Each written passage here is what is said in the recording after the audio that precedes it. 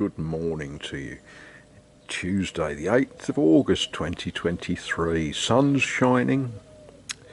What shall we do today? Could just sit in the sun all day, or there's things to be done.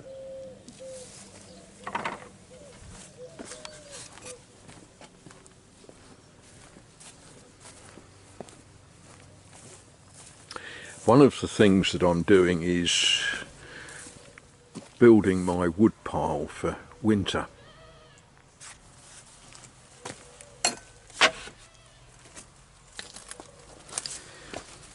Looks impressive, but of course it won't last long when I start burning it. One of the things I need to do is water everything today. I've already done a little bit, or I could spend all morning weeding around these Brussels. I don't know whether they're going to produce anything or not. We'll find out later. I could get the rotavator out and deskank that. That's where I grew peas. Yeah, got a bit away from me, hasn't it? I could crack on and lay a bit of concrete. I could.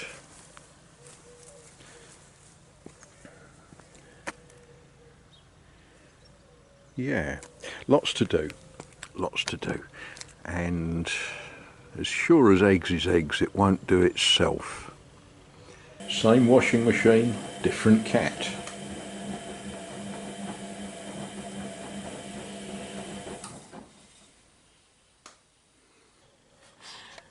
Well, I thought about what I should do first, and I mixed some show and I've pushed it into that wall up there. And while I was doing that, my right foot and knee started to tell me that being up the ladder was not really what I wanted to be doing. And while I was up here, I started thinking about one of my old friends, a man called Stan. Now, I determined that telling you about Stan would be an interesting thing to do. So we'll call this video The Story of Stan. Now, Stan, I don't know his full story, I never did. I first met him when he was already past 70, and as so many men of advanced years, he'd had health and fitness problems, and he'd had both his hips replaced. Just make a mental note of that, it becomes important shortly. I liked Stan, as did my mate Bob. If you drink lots of tea with me or play Scrabble, you'll hear me talk about Bob quite a lot.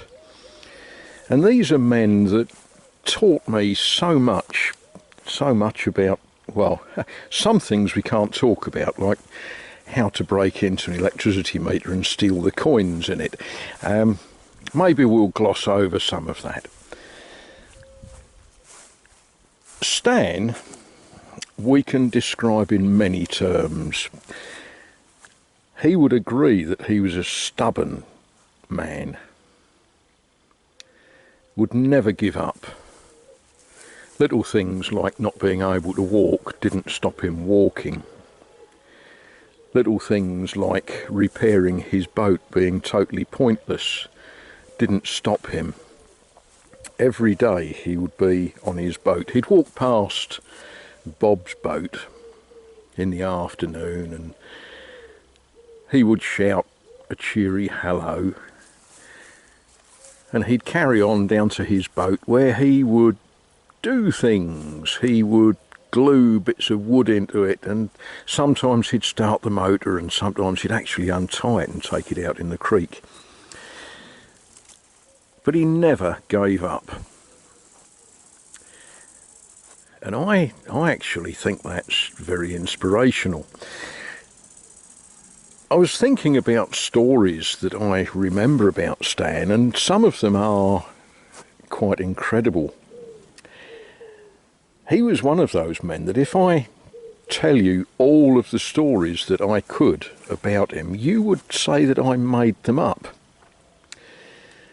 But that just isn't the case. Stan really did do the things that I talk about. Now, one day I was drinking tea with Bob.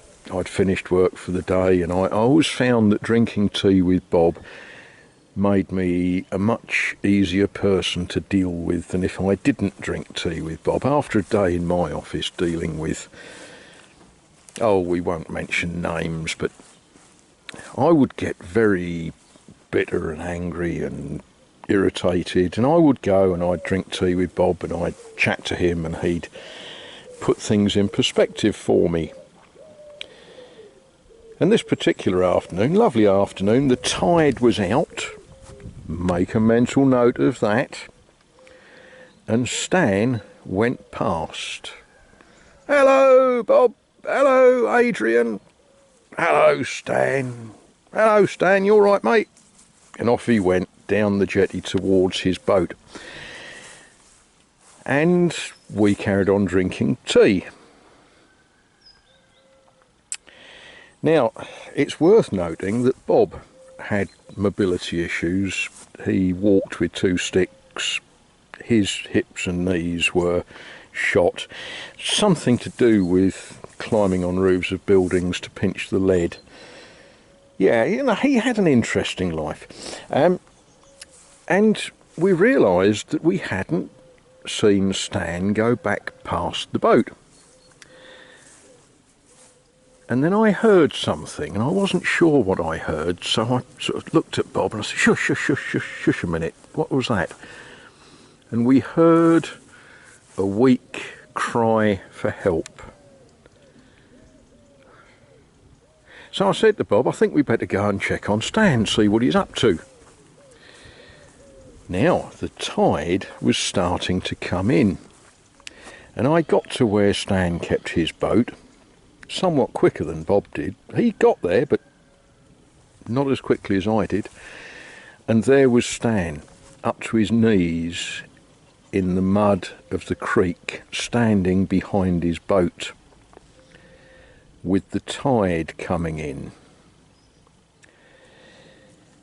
Yeah, not a good place to be. Benfleet Creek has a tidal range of some 6 metres, and Stan was only sort of 1.8 metres tall, and he was knee deep in the mud, and if the tide came in he would drown. So this is not a time for messing about. Not a time for saying, when are you going to give me that £5 that I lent you? This is a time for getting Stan out of the mud.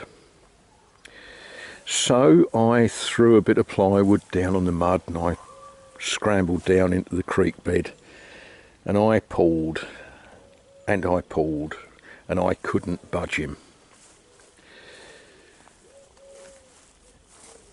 Tidal mud is like that. It is incredibly sticky, and if you're knee deep in it, pretty much you ain't coming out. So Bob threw a bit of plywood down on the creek bed, and despite not being able to walk, he scrambled down and stood the other side of Stan, and we got under his armpits, and we lifted and heaved and pulled, and it just wasn't working.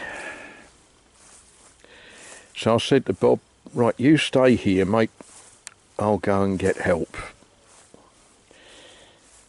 Because running to the nearest telephone, we didn't all have mobile phones in those days. Running to the nearest telephone was obviously a job for me, not for Bob. But Bob said, no, give it another go. The water had reached the plywood that we were standing on. And we heaved and we pulled, and Bob was shouting instructions at Stan, who was incidentally deaf as a post. He was talking about wriggling your toes, don't worry about your boots, take your feet out of your boots. Well, between the pair of us, we huffed and we puffed and we heaved. And eventually Stan came out of his boots. We got him onto some plywood, we got him up the bank, we sat him on an upturned boat.